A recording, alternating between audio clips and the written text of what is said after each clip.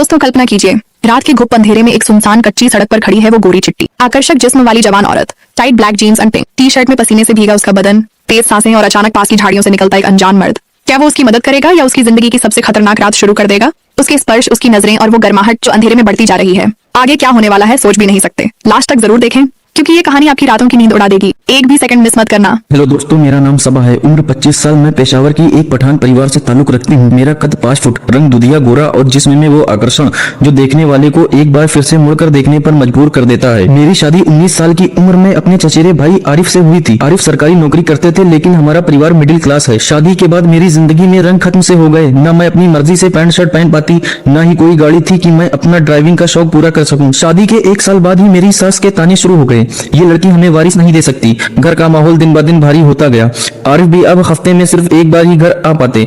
उनकी busy schedule और परिवार के दबाव ने हमारे रिश्ते को ठंडा कर दिया। 3 महीने ऐसे ही कट गए। मैं अंदर से टूटी जा रही थी। अगले 2 साल में सास और नंदों के तानों ने मुझे बागी बना दिया। मैंने आरिफ से शिकवे किए और आखिरकार साफ साफ कह दिया, या तो अलग घर में रहो वरना तलाक दे दो। आरिफ परेशान हो गए। कुछ दिन बाद उन्होंने मुझे बताया कि उन्होंने एक एनजीओ में मेरी बात कर ली है। वो एनजीओ डेरा इस्माइल खान के बाढ़ प्रभावित इलाकों में काम कर रही थी। सिर्फ 3 महीने वहाँ लगा लो, मैं तब तक अलग घर का इंतजाम कर लूंगा। शादी से पहले मैंने थोड़ा एनजीओ काम किया था, इसलिए मैंने हामी भर दी।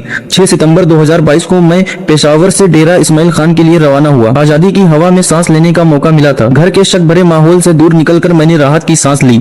मैंने अपने साथ पसंदीदा पैंट शर्ट जीन्स भी ले ली थी। ऑफिस ज्वाइन करते ही पहले दिन मैंने जीन्स और शर्ट पहनकर ऑफिस पहुंची। ऑफिस के 45 साल के साहब फरहान मेरे लुक पर फिदा हो गए। 2 दिन बाद ही उन्होंने मुझे बताया कि हेड ऑफिस को बोल दिया है, आपकी गाड़ी जल्द आ जाएगी। मैंने शुक्रिया अदा किया। सर्वे के लिए जाते वक्त वो मुझे अपनी गाड़ी में साथ ले जाते। ऑफिस में एक लड़का कबीर भी था, लंबा 6 फुट से ज्यादा कद, आकर्षक चेहरा। मैंने उससे हल्की बातें शुरू कर दी। यहाँ पहुंचे 15 दिन हो गए थे जब फरहान साहब ने मुझे ऑफिस में बुलाया और गाड़ी की चाबी थमा दी। साथ ही शाम को शहर के एक अच्छे होटल में डिनर का न्योता भी दिया। मैंने मुस्कुराते हुए हामी भर दी। उस दिन मुझे एक गाँव में महिलाओं की पूरी लिस्ट और डेटा इकट्ठा करना था। फरहान साहब पहले तो साथ चलने को तैयार थे, लेकिन उनके बेटे का एक्सीडेंट हो गया। उन्होंने मुझे ऑफिस की किसी लड़की को साथ ले जाने को कहा, लेकिन कोई लड़की तैयार नहीं हुई। सबको फरहान साहब की मेरे प्रति खास तवज्जो अच्छी नहीं लगती थी। आखिरकार मैं अकेली ही गाड़ी लेकर निकल पड़ी। क्वार्टर में मेरे साथ एक खाला रहती थी। मैंने शावर लिया, ब्लैक जीन्स और हाफ स्लीव्स वाली पिंक टी शर्ट पहनी, चश्मा लगाया और गाड़ी लेकर रवाना हो गई। यहाँ किसी को पता नहीं था कि मैं शादीशुदा हूँ। कबीर तो शादी का सपना देखने लगा था। मैंने जरूरत नहीं समझी किसी को बताने की। वैसे भी मेरी शादी अब सिर्फ नाम की रह गई थी। मैं दोपहर 3 बजे निकली। गाँव 35 किलोमीटर दूर था। पहले 24 किलोमीटर पक्की सड़क, फिर 11 किलोमीटर कच्चा और खतरनाक रास्ता। रास्ते में फरहान साहब की कॉल आई। मैंने झूठ बोल दिया कि खाला को साथ ले जा रही हूँ। वो संतुष्ट हो गए। बाद में उन्होंने बताया कि आज का डिनर कैंसिल, कल दरिया किनारे प्लान करेंगे। मैंने ओके कह दिया। 5 बजे गांव पहुंची। मौसम बेहद गर्म और उष्म भरा था। काम पूरा करते करते शाम ढल गई। वापसी में अंधेरा छा गया। मैंने गाड़ी की लाइट्स जलाई, मस्त गाना लगाया और कच्चे रास्ते पर सावधानी से चलने लगी। आधा रास्ता तय कर लिया था कि अचानक गाड़ी बंद हो गई। मैंने बहुत कोशिश की, बैटरी चेक की, बोनट खोला, लेकिन कुछ नहीं हुआ। मोबाइल पर सिग्नल भी नहीं था। चारों तरफ सन्नाटा, दूर कहीं जानवर की भयानक आवाज थी। डर के मारे मैं गाड़ी में घुसकर दरवाजे लॉक करके बैठ गई। रात के 9 बज रहे थे। तभी दूर से एक आदमी आता दिखा। लंबा कद, मैली सफेद कमीज, धोती, सिर पर पगड़ी, हाथ में सौंफ। मैंने हिम्मत करके गाड़ी से निकलकर उससे मदद मांगी। चाचा, मैं एनजीओ से हूँ, गाड़ी खराब हो गई। वो खामोश मुझे देखता रहा, फिर बोला, यहाँ गीदड़ शोर बहुत है, मेरे घर चलो। मैंने सोचा वहाँ औरत होगी, सुरक्षित रहूंगी। गाड़ी से हैंडबैग और मोबाइल लेकर उसके पीछे चल पड़ी। अंधेरे में पगडंडी पर चलते हुए आधे घंटे बाद हम उसके छोटे कच्चे मकान पहुंचे। 2 कमरे, घूप अंधेरा। उसने एक कमरे में लैंप जलाया, पुरानी चारपाई, थैले, बर्तन। मैंने पूछा, घर में और कोई नहीं? उसने बताया, बीवी 10 साल पहले गुजर गई। वो चावल निकालकर खाने को बोला। मैंने मुश्किल से थोड़ा खाया। खाना खत्म होने के बाद उसने कहा, तुम सो जाओ, मैं आराम कर लूं। दूसरी चारपाई पे सो गया। मैं आंखें बंद किए सोच रही थी अब क्या होगा। रात भर खरोटों की आवाज और मेरी बेचैनी। सुबह होते ही मैं चुपके से उठी, सामान उठाया और बाहर निकल पड़ी। पगडंडी पर चलती रही। थकान से एक पेड़ के नीचे बैठ गई। तभी ट्रैक्टर की आवाज आई। सुबह की हल्की रोशनी में एक थकी हुई, पसीने से तर गोरी औरत पेड़ के नीचे बैठी है।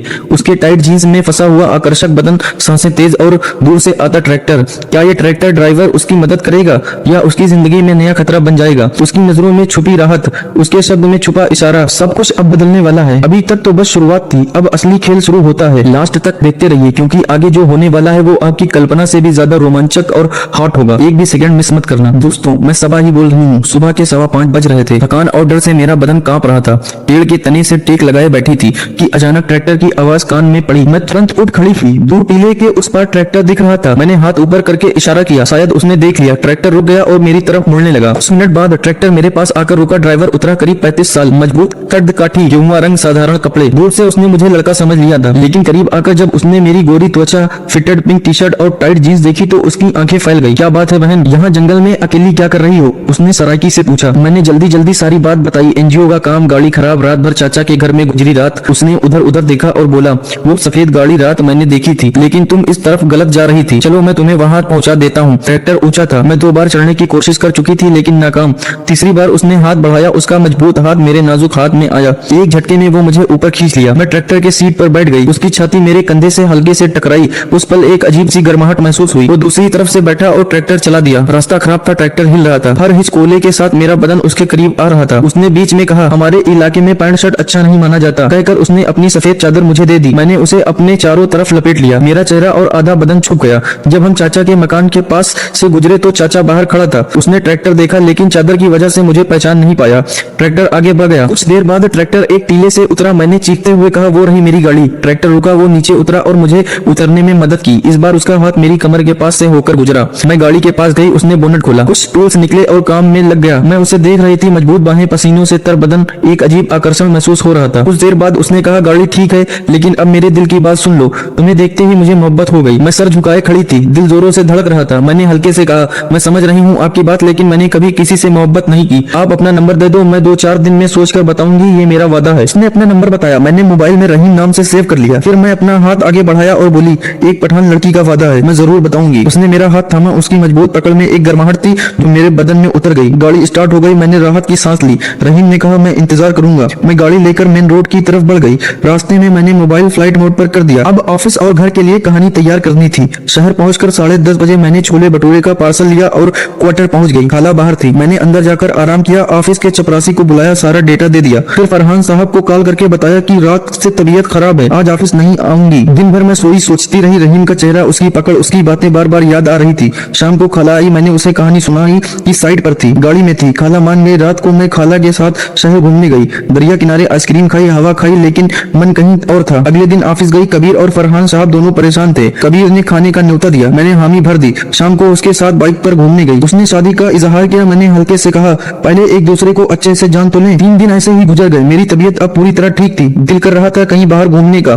फरहान साहब शाम को लेने आए। मैंने फिर टाइट पैंट शर्ट पहनी, खुशबू लगाई। गाड़ी में बैठते ही उनकी नजरें मेरे जिस्म पर घूमने लगी। उन्होंने मुझे दरिया किनारे फास्ट फूड पर ले जाकर खाना खिलाया। रास्ते में उनकी बातें, उनकी मुस्कान, सब कुछ मुझे छू रहा था, लेकिन मन में रहीम का ख्याल भी था। अगले दिन ऑफिस में बोरियत हो रही थी। मैंने फरहान साहब से कहा कि अम्मी की तबीयत खराब है, पेशावर जाना है। उन्होंने जुम्मे को गांव में डिस्ट्रीब्यूशन का काम सौंपा और कहा कि वहां से सीधे घर चली जाना। साथ ही 20,000 रुपए थमा दिए। जुम्मे को मैं तैयार हुई, बेकरी से स्नैक्स और जूस के पैकेट भर लिए। गांव पहुंचकर काम शुरू हुआ। पूरा ऑफिस स्टाफ वहां था। मैं चश्मा लगाए लिस्ट संभाले खड़ी थी। लोग लाइन में लगे थे। तभी भीड़ में एक शख्स दिखा, मजबूत कद, गेहुआ रंग। मेरी नजर उस पर अटक गई। वो रहीम था। मेरे दोस्तों, कल्पना कीजिए, गांव की भीड़ में अचानक वो शख्स सामने खड़ा हो जाए जिसने रात के अंधेरे में आपकी मदद की थी। उसकी नजर आपसे टकराए, दिल जोर से धड़के और चारों तरफ सैकड़ों लोग। क्या आप अपनी नजर चुरा पाएंगे या फिर उसकी आंखों में छुपी आग आपको खींच लेगी? पीछे तो बस मुलाकात थी, अब असली आग शुरू होने वाली है। लास्ट तक देखते रहिए, क्योंकि अब कहानी में वो मोड़ आने वाला है जो आपकी सांसें रोक देगा। एक भी पल मिस मत करना। मेरे दोस्तों, मैं सबा गांव के लोगों की भीड़ में अचानक रहीम को देखकर मेरा दिल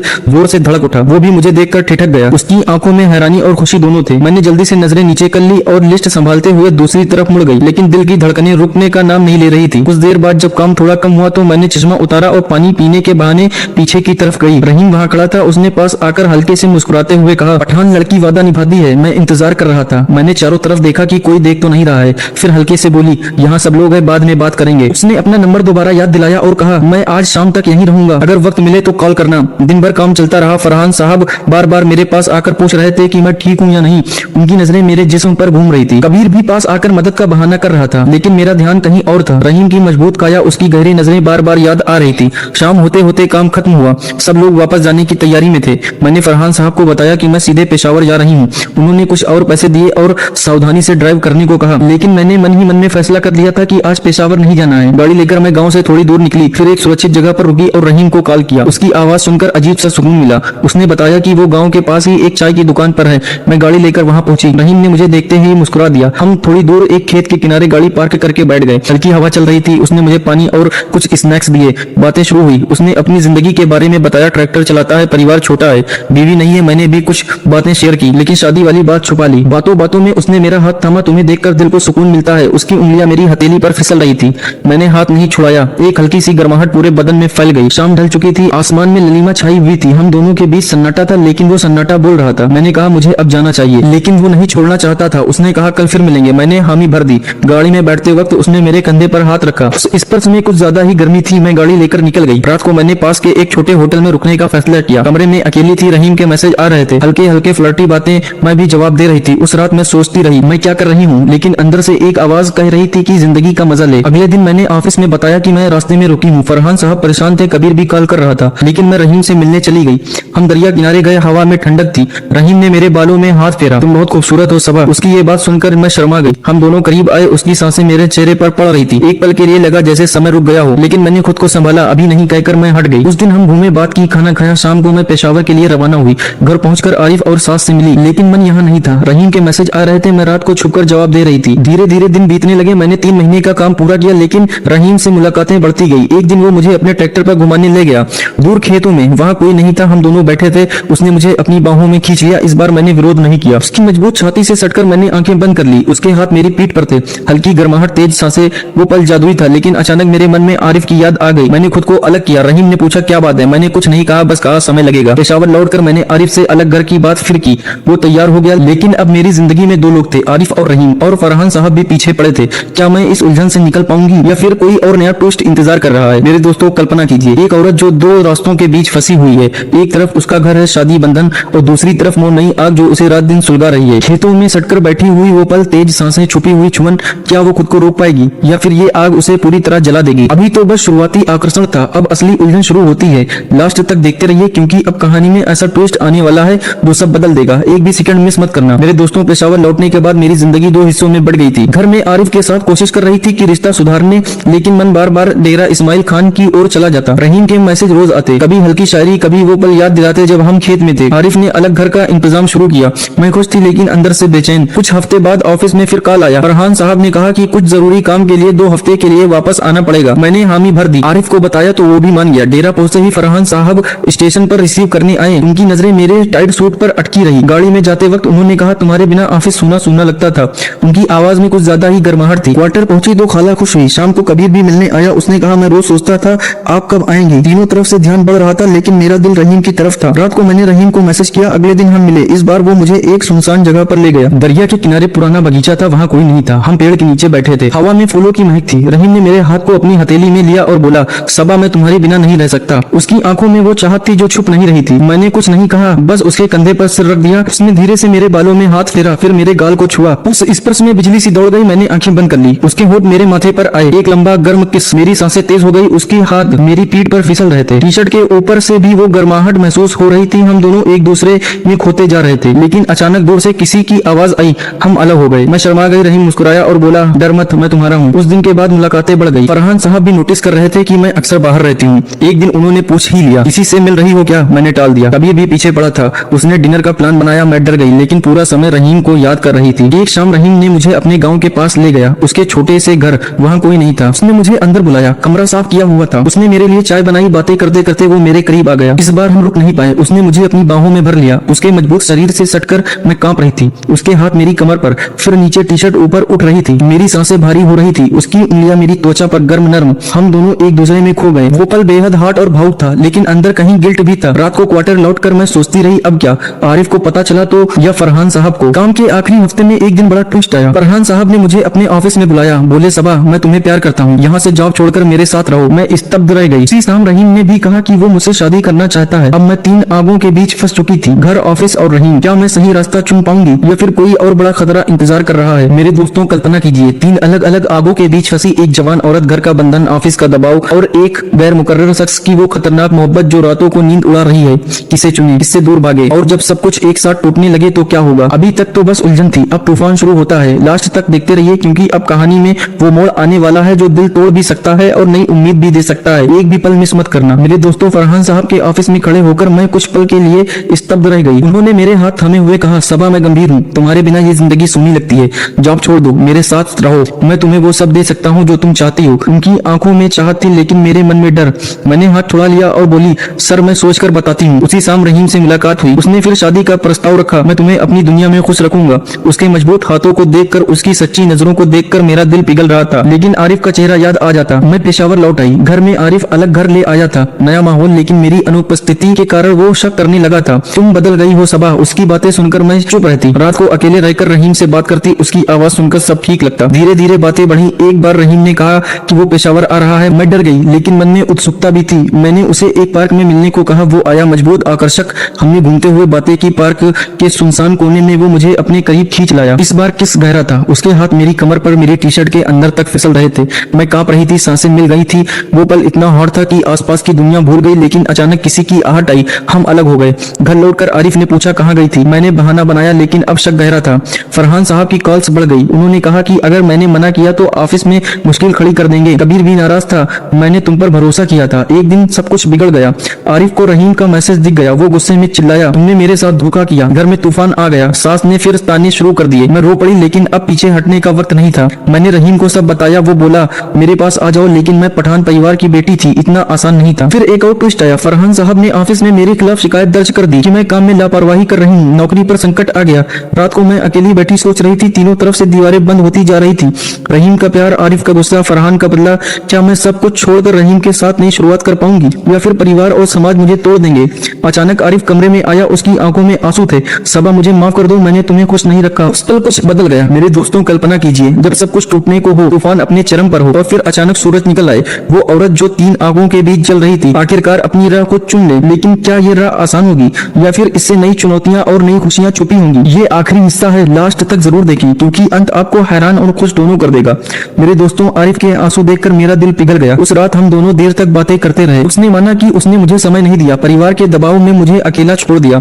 मैंने भी अपनी गलतियां बताई। रहीम से हुई मुलाकातों की बात कही। पहले तो वो गुस्सा हुआ, लेकिन फिर बोला, अब हम नई शुरुआत करेंगे। अगले कुछ हफ्तों में चीजें सुधरने लगी। आरिफ ने मुझसे वादा किया कि वो अब ज्यादा समय घर पर देगा। हमने साथ में नया घर सजाया। फरहान साहब की शिकायत मैंने मैनेजर से कर दी। ऑफिस में मैंने काम पर फोकस किया और धीरे धीरे सब नॉर्मल हो गया। कबीर से भी बात साफ कर दी। लेकिन रहीम को भूलना आसान नहीं था। उसकी यादें, उसके स्पर्श, वो हॉट पल कभी कभी रात को याद आ जाते। मैंने उसे आखिरी मैसेज किया, मुझे माफ कर दो, मैं अपनी शादी बचाना चाहती हूँ। उसने जवाब दिया, तुम खुश रहो। वो मैसेज पढ़कर मेरी आंखें नम हो गई। समय बीतता गया। कुछ महीनों बाद मुझे पता चला कि मैं माँ बनने वाली हूँ। आरिफ खुशी से झूम उठा। सास भी अब प्यार से बात करने लगी थी। घर का माहौल बदल गया था। मैं आरिफ के साथ हॉस्पिटल जाती, डॉक्टर के पास जाती।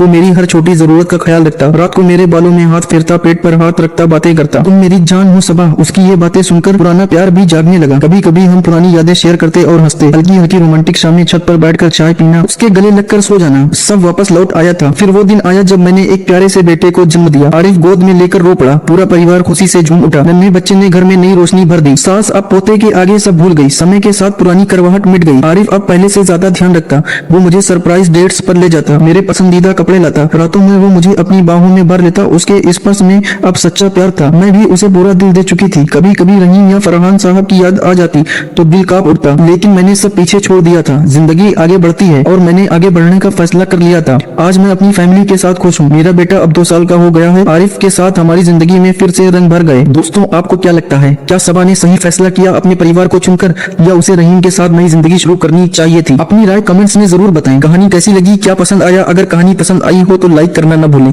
शेयर करें अपने दोस्तों के साथ, और ऐसी ही रोमांटिक ट्विस्ट वाली कहानी के लिए चैनल को सब्सक्राइब कर लें। बेल आइकन दबाना मत भूलें। मिलते हैं अगली किसी नई दिलचस्प और रोमांचक कहानी के साथ। जय हिंद।